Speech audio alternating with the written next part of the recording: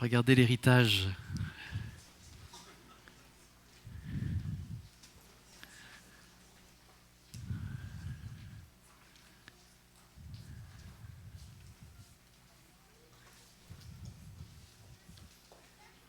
Quel héritage.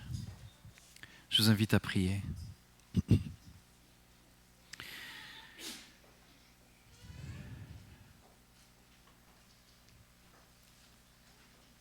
Seigneur, nous te remettons ce moment. Tu nous rappelles dans ta parole que notre vie est comme une vapeur, mais que le peu de temps que nous ayons là à te servir, Seigneur, nous puissions le faire fidèlement. Permets-nous aujourd'hui d'être remplis, revigorés, visités par ta parole. Permets-nous, Seigneur, de nous nourrir aujourd'hui de ce qui sort de ta bouche. Merci de bénir la lecture de ces versets et les enseignements pour chacun d'entre nous, Seigneur. Au nom de Jésus, nous te le demandons. Amen. Amen. Alors le Seigneur nous a donné aux anciens une direction particulière pour cette année. Le Seigneur nous a mis à cœur de parler du caractère. Et je sais que le Seigneur va travailler ce caractère pour chacun d'entre nous. C'est pas une mince affaire. Si nous sommes honnêtes avec nous-mêmes, nous savons qu'il y a du travail, un grand travail, qui, d'après ce que j'ai compris dans la parole, ne sera achevé que quand le Seigneur reviendra, où nous serons semblables à lui. En attendant, chaque jour, nous lui faisons confiance, nous nous tenons sur sa grâce, sur sa fidélité, sur le fait qu'il tient des promesses. Et des promesses sont nombreuses. Aujourd'hui, pour parler de certains traits de caractère, le Seigneur m'a mis à cœur de visiter un verset dans son contexte. Et on se retrouve dans Luc 16.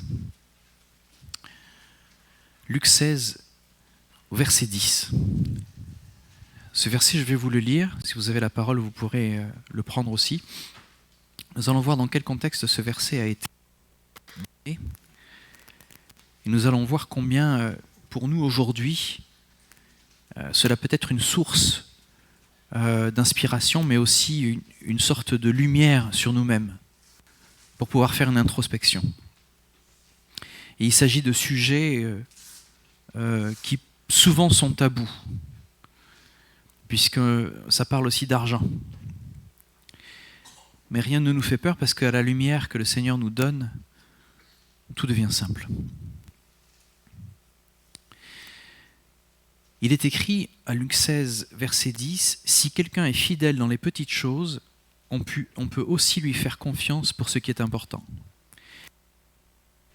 Dans les petites choses ne l'est pas non plus pour ce qui est important. » C'est un état de fait. Et ça, c'est ce qu'on appelle une logia, c'est-à-dire ça fait partie des paroles de Jésus. Ce n'est pas Luc qui le dit, ce n'est pas l'auteur du livre, c'est Jésus directement.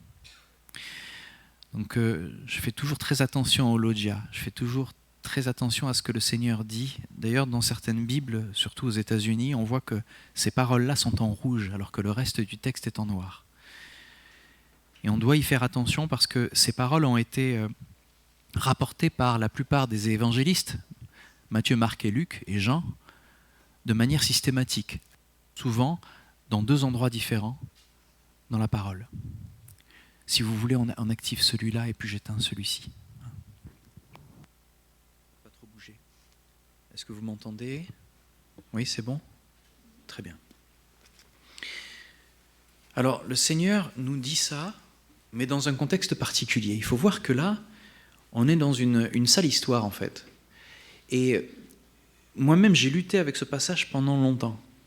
Alors, je n'ai pas terminé de lutter avec, mais les choses s'éclaircissent. Vous savez, plus vous visitez les passages, plus vous en apprenez, plus ces choses s'éclaircissent. Et puis, c'est vrai que quand on regarde les versets de la Bible et qu'on les vit dans notre expérience de tous les jours, c'est quelque chose.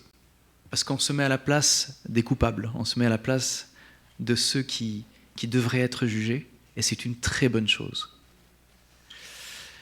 Voici le contexte. Dans ma Bible, le titre de ce passage, il est écrit « Dieu et l'argent ». Mais en fait, nous allons voir que ça va beaucoup plus loin que ça. Dieu dit encore à ses disciples. Donc là, vous verrez que Jésus dit encore à ses disciples. Vous avez vu le lapsus ? Il faut savoir qu'il s'adresse à ses disciples, mais vous allez voir que dans son entourage, il y a aussi des pharisiens. Donc il s'adresse à beaucoup de monde à la fois. Il faut tenir ça en tête, vous allez voir pourquoi c'est important. Il leur dit, un grand propriétaire avait un gérant. On vint lui dénoncer sa conduite, car il gaspillait ses biens. Donc il y a de la délation déjà là. On vient voir un gérant, on lui dit, attention, on va voir le propriétaire, on lui dit, ton gérant, là, cher propriétaire, il est en train de faire des bêtises, il gaspille tes biens. Le maître le fit appeler et lui dit, qu'est-ce que j'apprends à ton sujet ? Remets-moi les comptes de ta gestion, car tu ne continueras pas à gérer mes affaires. Il faut savoir que ça, c'est quelque chose de très commun à l'époque de Jésus. Il y avait de grands propriétaires, et ces grands propriétaires avaient besoin de gestionnaires. Certains gestionnaires étaient d'ailleurs des esclaves, très bien payés, au demeurant, mais ils avaient quand même le statut de serviteur, doulos, esclave. Le gérant se dit, alors le gérant malhonnête, puisqu'il gaspillait les biens, le gérant se dit, que vais-je faire puisque mon maître m'enlève la gestion de ses biens ? Alors il a l'air surpris comme ça. Je pense que peut-être c'était simplement de l'ingérence, peut-être qu'il ne le faisait pas exprès. Donc jusque-là, il n'est pas très malhonnête, mais nous allons voir comment ça continue. Qu'est-ce que je vais faire alors, si on m'enlève la gestion des biens ? Je ne vais pas travailler comme un ouvrier agricole, j'en ai pas la force. Me mettre à mendier ? Non, j'en aurais honte. Ah, je sais ce que je vais faire pour que les gens me reçoivent chez eux lorsque j'aurai perdu ma place. La stratégie, elle est là. Et c'est là qu'on peut se dire, tiens, il rentre dans quelque chose qui est plus ou moins honnête là. Parce que jusqu'à maintenant, ça pouvait être de l'ingérence. On peut faire des erreurs, on peut gaspiller des choses, parce qu'on n'est pas très fidèle dans les détails. Mais là où ça commence à mal tourner, c'est quand, là-dessus, il fit venir un à un tous les débiteurs de son maître, et il dit au premier, « Combien dois-tu à mon maître ?» L'autre lui répond, « 40 hectolitres d'huile d'olive, » lui répond celui-ci. « Voici ta reconnaissance de dette, lui dit le gérant. Assieds-toi là, dépêche-toi. » Et inscrit 20 hectolitres. On voit qu'il y a peu de temps pour faire tout ça. Donc il les appelle un à un, il sait qu'il va se faire virer, mais en attendant, il a appelé tous ceux qui devaient de l'argent, des biens à son maître, et il leur dit, dépêche-toi, écris ça vite, maintenant tu ne dois, au lieu de devoir 40, tu ne dois que 20. C'est là que c'est malhonnête. Mais vous allez voir comment ça a été perçu. Alors il ne fait pas ça qu'avec une seule personne, évidemment. Ensuite, il dit à un autre, « Et toi, combien dois-tu » Alors, on dirait qu'il faisait la queue, parce qu'ici, il se retourne, il dit, « Et toi, là ?» Ok ? Donc, ils devaient être là, tous. Et il a dû régler l'affaire très, très rapidement. Alors, n'oubliez pas, c'est une parabole. D'accord ? Mais Jésus a choisi ces mots-là pour nous montrer, il raconte très, très bien les paraboles, pour nous montrer qu'il y a urgence et qu'il y a une manière de gérer les choses. Et toi, combien dois-tu ? 500 sacs de blé. Ok, prends ta reconnaissance de dette, reprend le gérant, et inscris-en 400. Donc là, de 500, ça passe à 400. C'est pas moitié moins comme tout à l'heure pour l'huile d'olive, d'accord ? Mais c'est quand même une reconnaissance de dette bien au-dessous de ce qu'il doit. Le maître, écoutez, c'est là que c'est curieux. C'est malhonnête de faire ça. Puisque si tu es gérant et que tu appelles et que les gens doivent quelque chose, tu vas pas leur dire tu dois moins. Ça, c'est pas honnête. Le maître admira l'habileté avec laquelle ce gérant malhonnête, c'est là qu'il est malhonnête, s'y était pris. En effet, ceux qui vivent pour ce monde sont plus avisés dans leurs affaires avec leurs semblables que les enfants de la lumière. Là, c'est un reproche que Jésus nous fait à nous.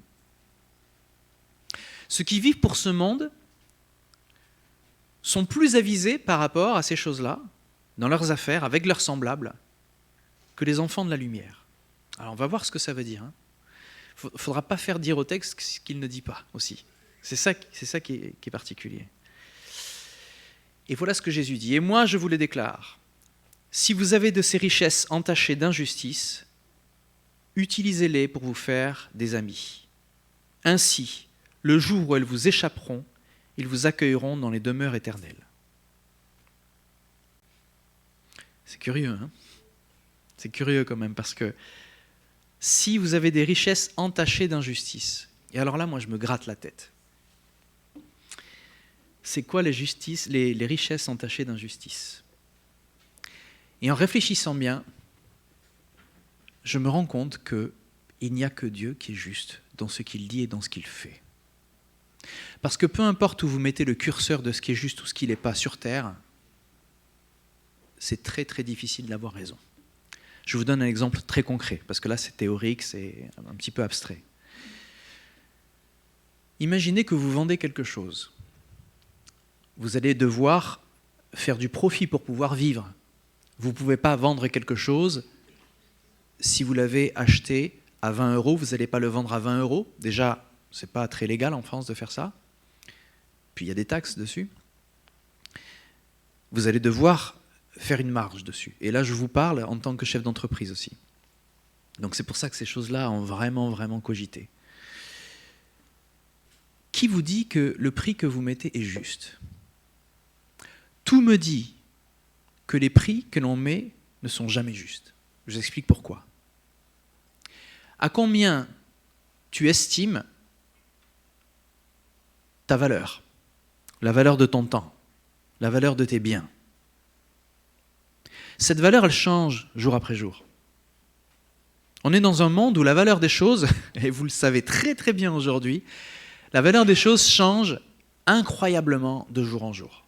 Selon des choses qui sont factuelles, mais aussi selon de la malhonnêteté, c'est-à-dire des gens qui cherchent à faire du profit. Vous avez tous entendu parler, pendant ces périodes de crise, que certains retenaient certaines denrées pour pouvoir les vendre beaucoup plus cher.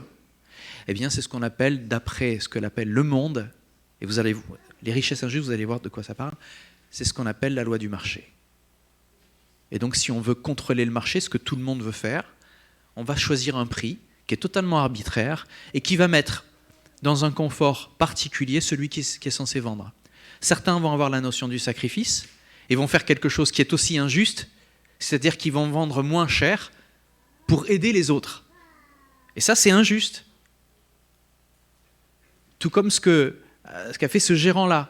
Parce que lui, c'était malhonnête parce que ce n'était pas ses propres affaires. Ça aurait été ses propres affaires, il aurait dit « Allez, je fais un rabais parce que tout le monde est en galère, je vais aider ».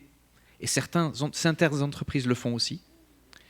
Mais malgré peu importe ce qu'on fait, ce ne sera pas juste. Parce qu'il y aura soit un manque à gagner, soit un trop perçu de toute manière. Donc à combien est-ce qu'on estime? La réponse, on ne l'aura jamais, les amis. Qu'est-ce qui est juste à vendre? Combien tu coûtes à ton entreprise? Est-ce que ton salaire est juste? Si tu réfléchis un peu, tu vas dire « Mais non, je coûte beaucoup plus cher !» Si tu as le syndrome de l'imposteur, si vous ne savez pas ce que c'est, je vous expliquerai, eh bien tu vas dire « Je suis trop payé, en fait, je ne devrais pas être payé autant. » Parce que vous n'avez pas confiance en vous, vous pensez que quelqu'un peut faire mieux que vous à votre place. Il y en a qui disent oui, c'est le syndrome de l'imposteur, vous êtes totalement capable, surtout parce que le Seigneur vous a placé là où vous êtes. Donc enlevez-vous ces fausses croyances de votre tête. Vous n'êtes pas des imposteurs, vous êtes des fonctionnaires pour le Seigneur. Amen. Certains sont vraiment fonctionnaires ici d'ailleurs, pour l'État. Mais vous avez une double fonction, pour le Seigneur et pour l'État. Bon, vous l'aurez compris, les richesses injustes, ce sont des richesses gérées dans le monde, par le monde. Ça ne peut pas être juste. Les richesses entachées d'injustice, il y a très peu de richesses qui ne seront pas entachées d'injustice de toute manière. Très très peu. Je pense qu'il faut abandonner quelque chose d'idéal sur terre pour dire ça c'est absolument juste. On essaye d'être juste. Notre intention va faire la différence. Alors continuons de lire, vous allez voir plus clair. Donc c'est là qu'il continue en disant, donc je répète le dernier verset. Moi je vous déclare, si vous avez de ces richesses entachées d'injustice, utilisez-les pour vous faire des amis, ainsi le jour où elles vous échapperont, ils vous accueilleront dans les demeures éternelles. Alors là, il y a deux niveaux. Il y a les richesses temporelles, et il y a les demeures éternelles. De quoi tu parles, Jésus? Là, tu viens de faire un switch entre quelque chose de très très concret est quelque chose d'éternel, quelque chose de spirituel. Et c'est là que le Seigneur nous amène. Cette parabole-là, elle est pour faire comprendre à tous ses auditeurs quelque chose qui va les rapprocher du Seigneur, qui va leur faire comprendre ce que le Seigneur estime comme être juste. Mais il ne faut pas tout mélanger. Certains se sont dit « Ah oui, mais alors si ce gérant est malhonnête parce qu'il a fait ça, si nous on fait ça, peut-être que le Seigneur va trouver ça juste. » Alors non, ce n'est pas du tout ce que le Seigneur est en train de dire. Regardez où le Seigneur va. C'est là qu'il dit « Si quelqu'un est fidèle, dans les petites choses, on peut aussi lui faire confiance pour ce qui est important. Mais celui qui n'est pas fidèle dans les petites choses ne l'est pas non plus pour ce qui est important. » C'est un grand principe biblique et un grand principe du monde. C'est évident. Cet homme-là, ce gérant, n'était pas fidèle dans les petites choses. C'est pour ça qu'il y avait du gaspillage. Ça ne le rend pas malhonnête pour autant. Il est juste pas sérieux. Et forcément, son maître va lui dire « Attends, mais ce que tu as fait là, c'est pas bon. Donc tu me remets les comptes, il y a du gaspillage, je vais confier ça à quelqu'un d'autre, tu vas perdre ton travail. » Eh bien, il n'était pas fidèle dans les petites choses, donc on ne lui en confie pas plus de grands. Jésus souligne cette vérité que vous connaissez, que vous pouvez voir dans la vie de tous les jours. Et regardez ce que dit le Seigneur juste après. « Si donc vous n'avez pas été fidèle dans la gestion des richesses injustes, » là il parle à tout le monde, Si donc vous n'avez pas été fidèle dans la gestion des richesses injustes, ça veut dire qu'on a tous des richesses injustes ? Eh bien oui. Parce que ce sont les richesses de ce monde en fait. Tout simplement. Les richesses de ce monde ne peuvent pas être justes. C'est soit trop, c'est soit pas assez, c'est rarement au bon endroit. Et puis il n'y a pas de bon endroit, il ne faut pas le chercher. C'est juste comme ça. Si donc vous n'avez pas été fidèle dans la gestion des richesses injustes, qui vous confiera les véritables ? On en est là. C'est de ça que le Seigneur veut parler. Il parle des richesses véritables. Ces richesses-là, c'est ce que le Seigneur Dieu nous a confiées durant notre temps de vie.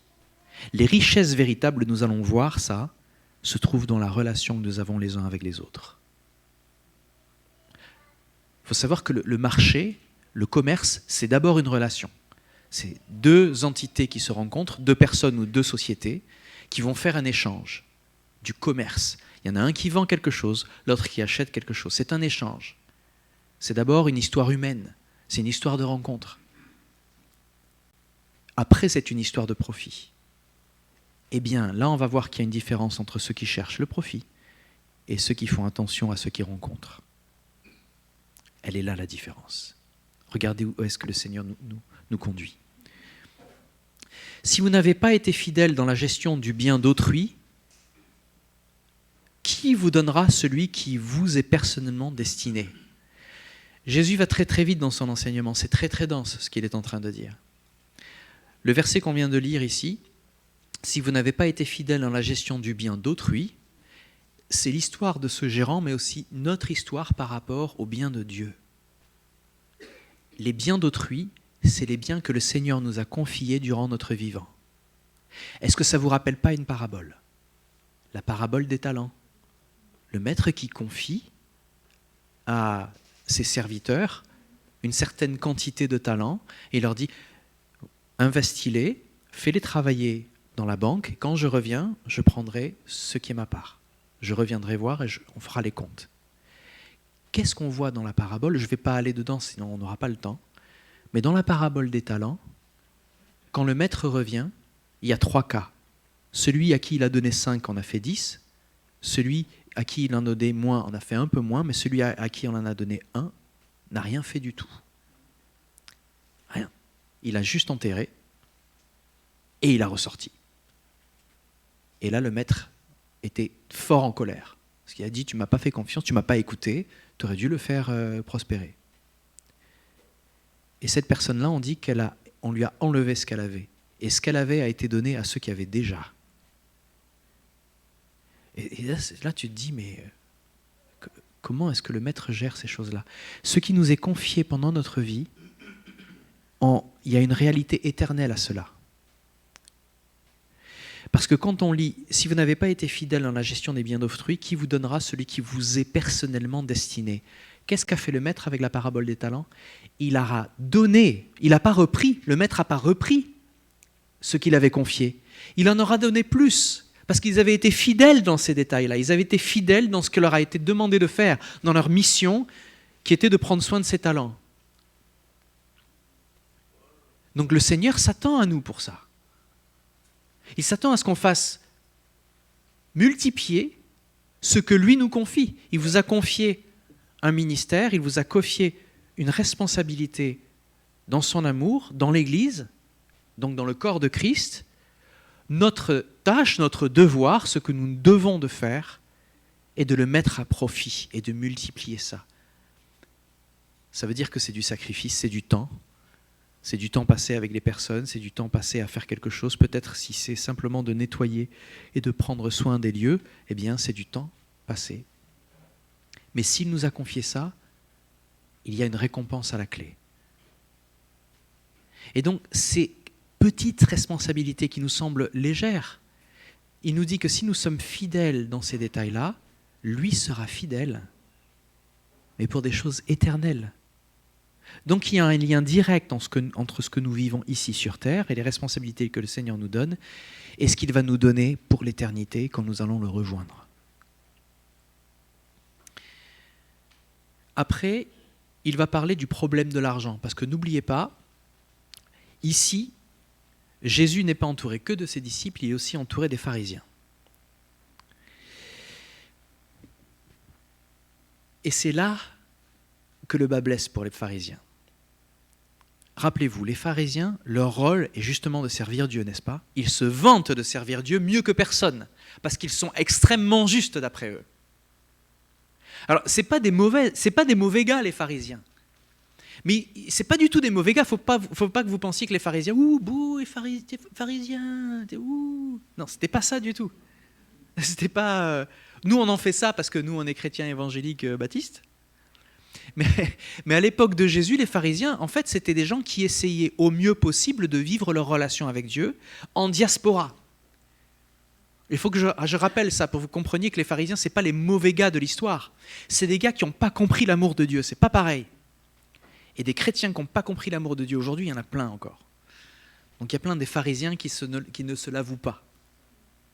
Je vous donne un exemple concret dans la gestion des pharisiens et de l'argent. Ici, il va dire, regardez ce qu'il dit. « Aucun serviteur ne peut être en même temps au service de deux maîtres. En effet, ou bien il détestera l'un et il aimera l'autre, ou bien il sera dévoué au premier et méprisera le second.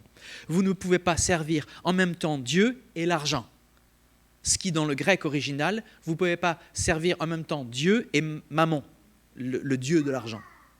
Il y a un dieu, c'est-à-dire qu'il y a vraiment un esprit qui tient le cœur des hommes pour que les hommes préfèrent faire du profit et de l'argent par rapport à ce que Dieu leur demande. En entendant toutes ces recommandations, les pharisiens qui étaient très attachés à l'argent se moquaient de Jésus. Ils sont là. Ils sont là, les gars. Mais il leur dit, vous êtes des gens qui veulent se faire passer pour justes. Vous voyez ? Vous voulez vous faire passer pour juste aux yeux de tout le monde, mais Dieu connaît le fond de votre cœur. Ce qui est en haute estime parmi les hommes, Dieu en a horreur. Donc ce que nous estimons parmi nos contemporains, Dieu en a totalement horreur.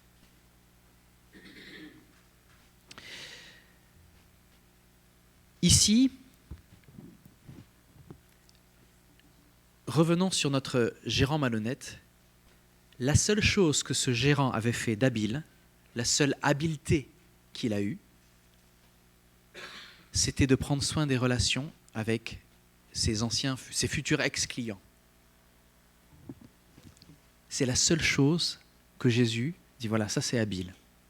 Même si ce que vous vivez, il y a de l'injustice dans ce que vous gérez, ce qui est important, c'est qu'est-ce que vous allez faire avec les gens qui vous entourent. Et les pharisiens, c'était l'opposé. Est-ce que vous vous rappelez quand, en Matthieu 23, 23, Jésus leur dit, mais vous, pharisiens, vous donnez la dîme sur le thym et sur les herbes. Ça veut dire que quand vous gérez de l'argent, du micro-argent, vous allez donner la dîme absolument de tout. Mais pendant que votre père et votre mère vous demandent de l'argent, vous les abandonnez. Donc devant Dieu, vous faites des choses justes, vous êtes super carré dans vos finances, vous êtes super carré. Niveau comptabilité, pharisien, super. Bravo, super comptable. Mais au niveau comptabilité du cœur, zéro. Donc on peut avoir l'air juste en apparence. Ce que Jésus attend de nous, c'est que nous investissions dans les autres, pour les autres. Vous voyez ? Il y a une réalité spirituelle. Et la manière dont on voit l'argent change. J'aime bien dire souvent, l'argent est un très bon serviteur, mais il est un très mauvais maître. Si on est géré par l'argent, la conséquence de nos choix sera toujours mauvaise. Toujours. Si on est géré par les relations et ce que l'on se doit les uns aux autres, l'argent, ça viendra. Il n'y a pas de souci. Je vous donne un exemple où il y a du miracle dedans. Ça va vous plaire. C'était il y a une dizaine d'années de ça. Et un de mes clients me dit bon, écoutez, votre logiciel, ça ne nous convient pas, ça ne marche pas pour nous, on va arrêter. Alors, ça m'arrive très rarement. Et j'étais un peu ému qu'on me dise ça. C'était un petit peu soudain. Et je leur dis, ok, bon, en tout cas, bon, il y a juste un préavis, hein, il y a encore les 2 mois pour contractuels. Ouais, non. Non, les 2 mois contractuels aussi, on ne va pas les faire. J'ai un contrat, non, on ne va pas les faire. Ah, c'est pas juste, je me suis dit. C'est pas juste, ce client me doit 2 mois de plus et il le refuse. Et en même temps, quelque part, je me sens coupable. Je me dis, j'ai pas été à la hauteur. S'il ne m'aime pas, je ne vais pas le courir après. Mais j'étais confondu. Je me suis dit, qu'est-ce que je fais ? Évidemment, quand je me pose une question, je me tourne vers Dieu, mais très souvent, c'est ma femme qui répond. Et alors, Glenda a dit quelque chose d'absolument prophétique ce jour-là, mais réellement prophétique. Il faut savoir qu'on vivait dans une maison où notre boîte aux lettres était au niveau de la rue. Et pour arriver à notre portail, il fallait marcher pendant 10 mètres. Et après être arrivé à notre portail, pour arriver à notre porte, il fallait faire 5 mètres de plus. Et le portail était fermé. Donc les facteurs, ils abandonnent dans la rue. Déjà, ils ne viennent pas à la maison. Donc la plupart du temps, on ne recevait jamais rien chez nous. Il fallait passer à la poste. Enfin, c'était une grosse galère à chaque fois, quoi. Et ce matin-là, pendant que je partage ça au petit déjeuner avec Lana, je lui dis, qu'est-ce qu'on fait avec ce client quand même ? Est-ce que je dois demander ce qu'il me revient de droit ou est-ce que je dois laisser aller ? Et à ce moment-là, c'est pas juste. Et Glenda me dit, écoute, si jamais le facteur, je ne sais pas pourquoi elle a dit ça, même aujourd'hui, si le facteur arrive jusqu'à notre porte pour délivrer quelque chose, c'est qu'on doit laisser l'affaire. On doit laisser couler. Et il y avait une vraie logique dans ça. C'est-à-dire que si les choses qui ne viennent pas normalement à nous viennent à nous, de manière assez incroyable, on doit faire confiance au Seigneur. C'était vraiment prophétique. J'ai dit, ok, j'ai pris ça comme un jeu presque. Donc, on continue de faire un petit déjeuner, je pars me laver les dents, etc. Et puis... Je descends à la porte, c'était le facteur. C'était arrivé peut-être il y a 6 mois avant. Une seule fois, c'était arrivé. Et ce jour-là, alors qu'on dit ça, merci Seigneur pour ma femme, et là, j'avais le cœur rempli de confiance. Vous voyez ? Il ne faudrait pas qu'on en arrive là pour faire ça. Donc c'était il y a 10 ans. Ce client me rappelle en fin d'année dernière et me dit « Monsieur Petit, on aimerait travailler avec vous à nouveau. » Imaginez ce qui se serait passé si j'avais dit « Je veux mon argent, c'est juste que vous me le donniez, j'ai un contrat, je vais mettre les choses, je vais appeler des avocats, blablabla. » C'est pas pour nous ça, enfin, pas toujours. Il faut l'espérer en tout cas le plus rarement possible. La relation avait été gardée. Parce que j'étais resté courtois avec ce client, chrétien. Parce que j'aime mes clients, tout simplement. Et vous voyez, c'était vraiment comme une confirmation que le Seigneur disait, voilà, la relation prime par rapport à tout le reste. La relation est la plus importante. Les pharisiens, eux, c'est vrai qu'ils étaient attachés à l'argent. Si Jésus le dit, c'est que c'était absolument vrai. Ils étaient attachés à l'argent parce que pour eux, il y avait une manière juste de faire les choses. Mais quelle est la justice dans votre vie ? À quel endroit vous trouvez que les choses sont réellement justes ? Il n'y a qu'une seule justice, elle nous vient de Dieu. Et le Seigneur nous dit, ne vous devez qu'une seule chose les uns aux autres, c'est de vous aimer les uns les autres. Et même si ce n'est pas des frères et sœurs, vous vous devez d'aimer. Parce que c'est ça, la devise des cieux, c'est l'amour. Celui qui fait ça est riche. Vous comprenez ? Le monde n'a pas d'emprise sur quelqu'un qui fonctionne selon le royaume.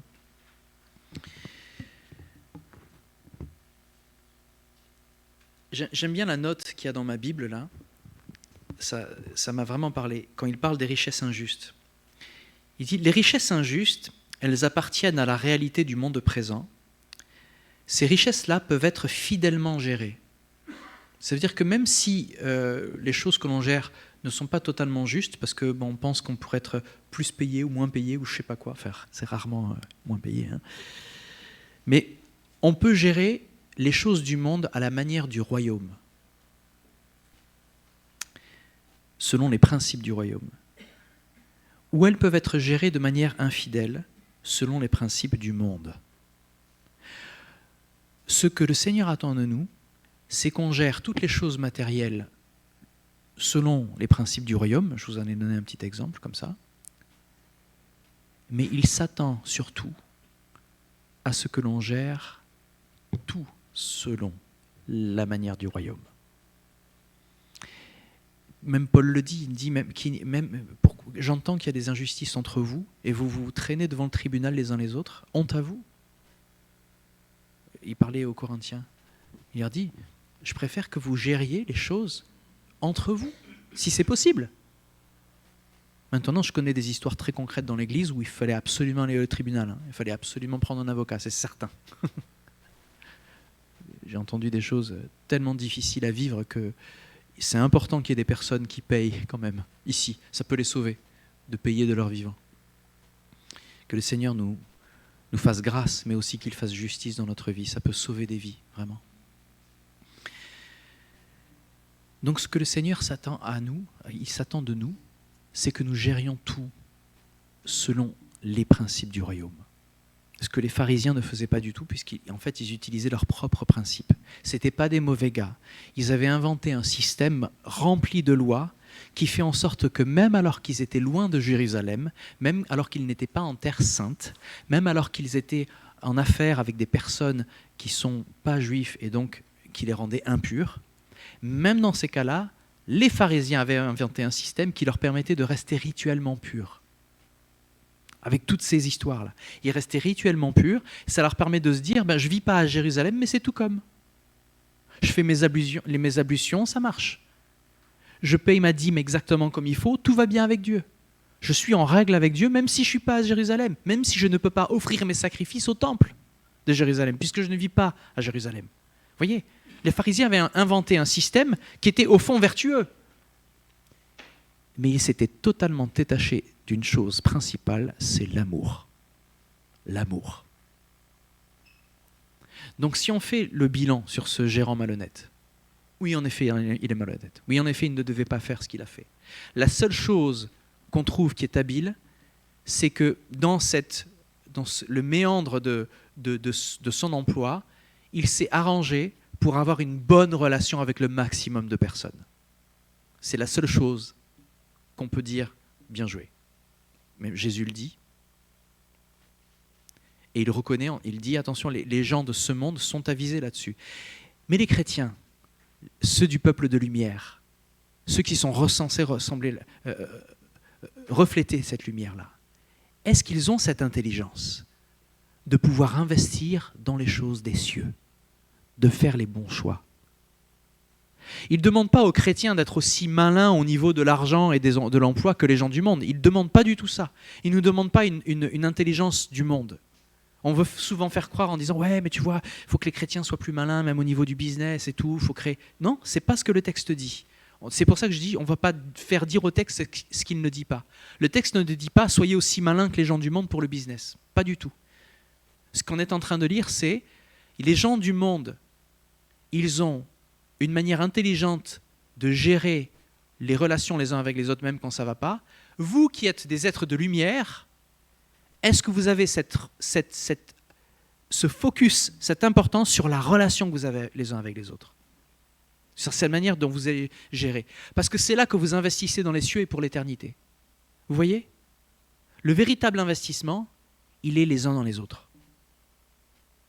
Et Jésus va le démontrer tout le temps, quand il va dire, comment vous interprétez ce verset? Quand il dit, si vous apportez un verre d'eau à un de mes serviteurs, je m'en souviendrai.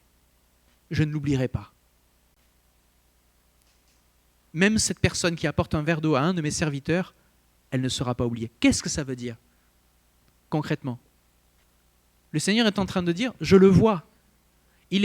Cet homme-là ne fait peut-être pas partie, cette femme, cet homme, peut-être ne fait pas partie de mes serviteurs directs, mais je me souviendrai de lui. Vous imaginez la grâce que le Seigneur peut faire? Je pense qu'elle dépasse ce que nous, chrétiens évangéliques aujourd'hui, peuvent imaginer. Il y aura des personnes sauvées dans les cieux, on ne saura pas, on ne comprendra pas. Parce que peut-être que dans l'obscurité, loin de tout regard, ils ont fait des choses pour honorer le ministère. Et ils l'ont soutenu, sans rien dire. Ils ne se sont pas présentés comme étant des serviteurs du Dieu très haut, mais à chaque fois qu'ils ont vu une œuvre chrétienne, ils se sont dit, c'est là que je vais investir, c'est là que je vais aider, c'est là que je vais apporter un verre d'eau. On ne sait pas. Mais comment interpréter ces choses-là? Si celui qui apporte un verre à un des serviteurs du Seigneur, cet homme-là ne sera pas oublié, cette personne-là ne sera pas oubliée. Donc je ne veux pas dire ce que la Bible ne dit pas. Je dis juste qu'il y a beaucoup de choses qu'on ne comprend pas et qu'on ne sait pas, il faut rester humble par rapport à ces choses. Cela dit, le Seigneur reconnaît les véritables actes de service. Il nous demande de ne pas être aussi prétendre être juste dans toute chose. Et il dit que l'amour couvre une multitude de péchés. Une multitude. Donc si on devait demander justice absolument pour tout, les gars, on ne s'en sortirait pas. Pour tout, on ne s'en sortirait pas.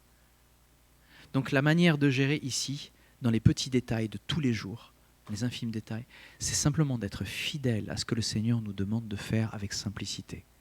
On ne va pas essayer de chercher compliqué. Juste ça, être fidèle dans cette attente que le Seigneur a de nos devoirs les uns aux autres. Regardez-nous. On a déjà tellement de mal à se pardonner les uns les autres, la plupart du temps, quand il y a des problèmes. On se dit, mais il est chrétien, ça ne devrait pas se passer comme ça, j'ai du mal à lui pardonner, parce qu'on met la barre haute quand c'est des frères et sœurs. Regardez-nous. Est-ce que même dans la simplicité du « pardonne-nous nos offenses comme nous pardonnons aussi à ceux qui nous ont… » Il nous a demandé de l'apprendre, cette prière. Vous vous rendez compte de la simplicité de la chose et la difficulté, comment on l'a rendue difficile? Donc soyons fidèles. Dans ces détails-là de la vie de tous les jours, le Seigneur nous promet des récompenses éternelles. On ne va peut-être pas les voir de notre vivant, peut-être qu'on ne va pas avoir cette justice de Dieu pendant qu'on vit. On risque peut-être même de partir en se disant « cet homme-là, il a été abusé, cette femme-là, elle a tout donné, puis elle n'a jamais rien reçu. » Eh bien oui, parce que c'est le monde qui fonctionne comme ça. Mais le Seigneur est juste. Et dans l'éternité, nous avons des récompenses qui nous attendent. C'est un autre sujet, ça. Donc, travaillons notre caractère, comprenons qu'une maison qui est construite doit avoir une bonne pierre angulaire à l'époque de Jésus. Si elle n'a pas de bonne fondation, ça ne fonctionne pas. Eh bien, tous ces petits détails de la fidélité, dans les petits détails de tous les jours, c'est une maison qui va durer. Si on n'est pas fidèle dans les détails, à un moment, ça va s'écrouler. Je parlais de la vérité il n'y a pas longtemps. Si on est à moitié dans le mensonge, à moitié dans la vérité, à un moment, ça s'écroule. C'est obligé. Les fondations ne sont pas saines.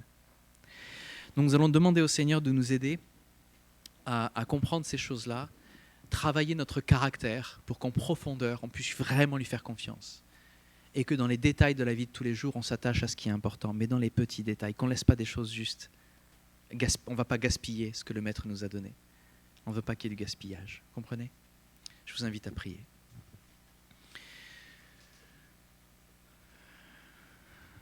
Seigneur, nous te demandons pardon parce que on a beau lire ces passages, on ne sera jamais capable de dire si on en a appris toute l'essence. On ne sera jamais capable de dire si on a vraiment pris tout l'enseignement de ce que tu nous donnes dans ces passages bibliques. Malgré tout, Seigneur, ce que l'on voit aujourd'hui, c'est que tu t'attends à ce que nous soyons fidèles à ce que tu nous as confié. Tu nous demandes de bien gérer ce que tu nous as confié pour nous donner ensuite ce qui nous est personnellement destiné. Merci Seigneur pour ta générosité, merci pour ton amour, merci pour ta justice, parce que toi, tu es parfait. Veuille pardonner Seigneur notre injustice, les offenses que nous avons faites aux autres sans même le savoir. Permets-nous Seigneur, comme autant les pharisiens étaient justes dans leur gestion de leur propre dîme, permets-nous Seigneur d'appliquer ta justice d'amour dans nos relations les uns avec les autres. Permets-nous d'avoir ce zèle qui nous pousse chaque jour à être fidèles dans ces petits détails de tous les jours. Un merci, un sourire, une présence, un service, une disponibilité, simplement de l'amour. Permets-nous, Seigneur, de vivre ces choses pleinement avec toi et pas à moitié, parce que toi, tu as fait tout pleinement avec nous et pas à moitié. Sois loué, Seigneur, au nom de Jésus. Amen.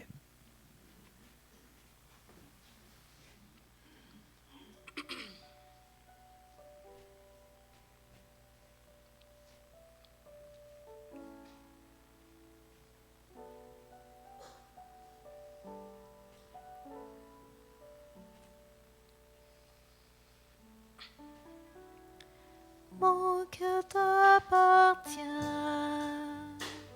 et je cherche le tien. Prends ma vie, Seigneur, conduis mes pas. Mon cœur t'appartient et je cherche